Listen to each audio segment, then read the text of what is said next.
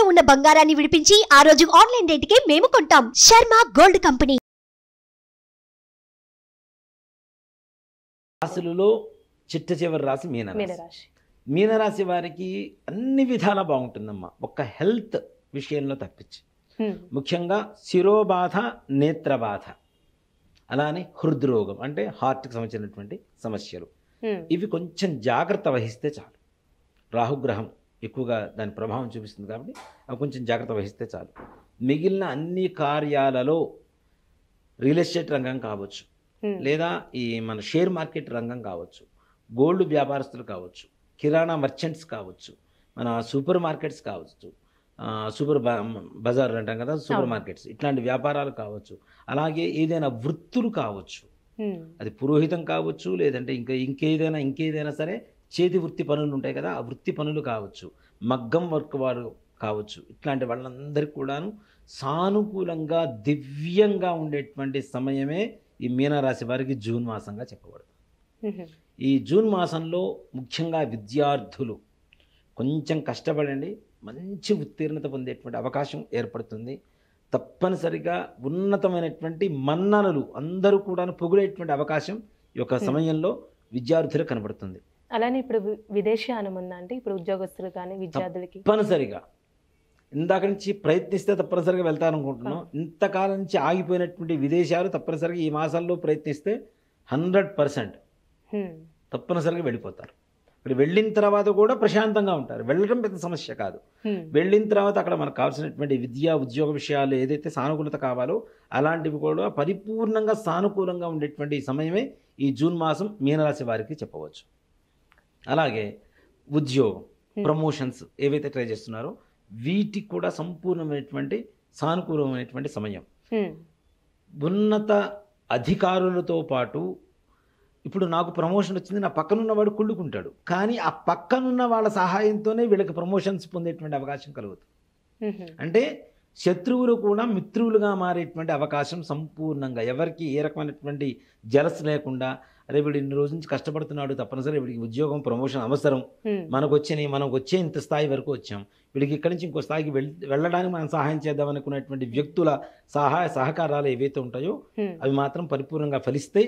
అలాంటి వ్యక్తులే వీళ్ళ చుట్టూ కూడాను ఒక ఫ్రెండ్స్ కావచ్చు, లేదంటే కొలీగ్స్ కావచ్చు, లేదంటే ఇంట్లో బంధువులు కావచ్చు, మాతృవర్గం వారు కావచ్చు, పితృవర్గం వారు కావచ్చు, సహాయ సహకారాలతో తప్పనిసరిగా ఉన్నతమైనటువంటి ప్రమోషన్స్ పొందేటువంటి అవకాశం ఉంది. అలాగే ముఖ్యంగా షేర్ మార్కెట్ వాళ్ళు ఏదైతే పెట్టుబడులు పెడుతున్నారో వాళ్ళు కూడా విశేషమైనటువంటి ధనయోగం రాబోతుంది వీళ్ళకి. భూగృహ యోగాలు, గృహయోగం ఏదైతే ఉంటుందో వీళ్ళు సంకల్పిస్తే చాలు తప్పనిసరిగా గృహయోగం కలుగుతుంది. దాంట్లో చిన్న చిన్న ఇబ్బందులు ఏర్పడతాయి, కానీ వాటిని అధిగమించుకుని ముందుకు వెళ్తే మాత్రం ఈ జూన్ ఎండింగ్ లోపల, ఈ జూన్ మాసం లోపల తప్పనిసరిగా గృహయోగం, స్థలయోగం అనేది మాత్రం తప్పనిసరిగా విశేషంగా కలుగుతుంది వీళ్ళకి. ఇప్పుడు ప్రయాణాలు ఏ విధంగా ఉంటాయండి వీళ్ళకి? ప్రయాణాలు ముఖ్యంగా కొంచెం జాగ్రత్త అవసరం అమ్మ. ఇందాక మనం చెప్పుకున్నట్టు శిరోబాధ, నేత్రబాధ అని చెప్తున్నాను, హృద్రోగం అని చెప్తున్నాను. అతివేగం వల్ల ఎప్పుడూ ప్రమాదాలే, కానీ ఇలాంటి సమయాల్లో అంతకంటే అతివేగంతో ప్రయాణాలు చేయడం అనేది అస్సలు పనికిరాదని చెప్తాను. మీరు చిన్న ప్రయాణం ఇక్కడ దాకా వెళ్ళొద్దాం కదా అనుకుంటే కూడా దాంట్లో కూడా ప్రమాదాలు జరగడానికి అవకాశాలు ఉన్నాయి.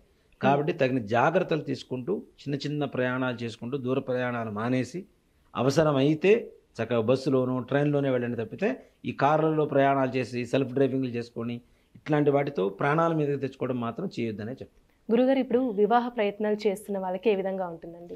వివాహ ప్రయత్నాలు కూడా సానుకూలంగా ఉంటుందమ్మా. తప్పనిసరిగా వీళ్ళకి నిజంగా ఒక మాట చెప్పాలి అంటే సుందరమైనటువంటి అందమైనటువంటి అబ్బాయి, అందమైనటువంటి అమ్మాయి, అమ్మాయికి అబ్బాయి, అబ్బాయికి అమ్మాయి దొరికేటువంటి అవకాశాలు, మంచి సద్గుణ సంపన్నులు దొరికేటువంటి అవకాశం, అలానే ఎలాంటి సమస్యలు వచ్చినా ఎదుర్కొనేటువంటి ధైర్యం కలిగినటువంటి లైఫ్ పార్ట్నర్ దొరికేటువంటి సమయమే ఈ జూన్ మాసం మీన రాశి వాళ్ళకి. అంటే అలాంటి సంబంధాలు వస్తాయి. ఎన్ని సమస్యలు వచ్చినా కూడాను ఏదో మెంటల్ డిప్రెషన్కి వెళ్లకుండా, వదిలేయకుండా, ఈ బ్రేకప్స్ ఇట్లాంటివి లేకుండా సంపూర్ణంగా ఎన్ని బాధలు వచ్చినా ఆత్మవిశ్వాసంతో ముందుకు తీసుకువెళ్ళగలిగినటువంటి తోడు వీళ్ళ జీవితంలోకి రాబోతుందని చెప్పడంలో అతిశయోక్తి లేదు.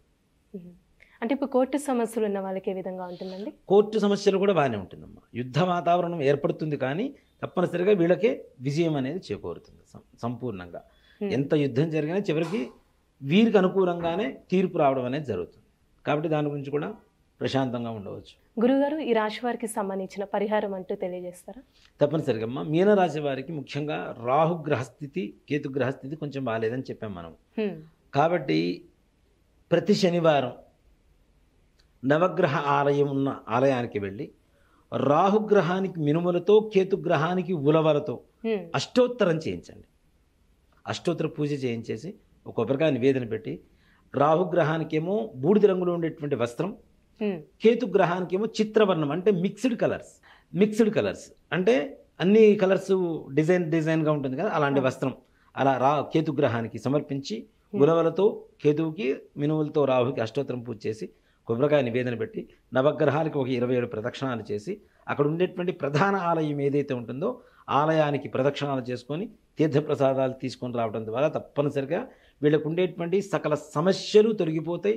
వివాహం అవుతుంది, ఉద్యోగం వస్తుంది, ఉద్యోగంలో ప్రమోషన్స్ వస్తాయి, అలాగే వ్యాపారం బాగుంటుంది, వృత్తి బాగుంటుంది, విద్య బాగుంటుంది, విదేశీ యానాలు బాగుంటాయి, ప్రయాణాలు జాగ్రత్త వహించడం. అమ్మ, ఈ ఒక్క పరిహారం చేయడం ద్వారా తప్పనిసరిగా సానుకూలంగా మారడానికి మంచి అవకాశాలు ఉంటాయి. మంచి పరిహారం తెలియజేస్తారండి. ధన్యవాదాలు. శ్రీమాత్రే నమః. శ్రీ గురుభ్యో నమః. సుమన్ టీవీలో మీ పర్సనల్ అండ్ బిజినెస్ ప్రమోషన్స్ కోసం కింది నెంబర్కి కాంటాక్ట్ చేయండి.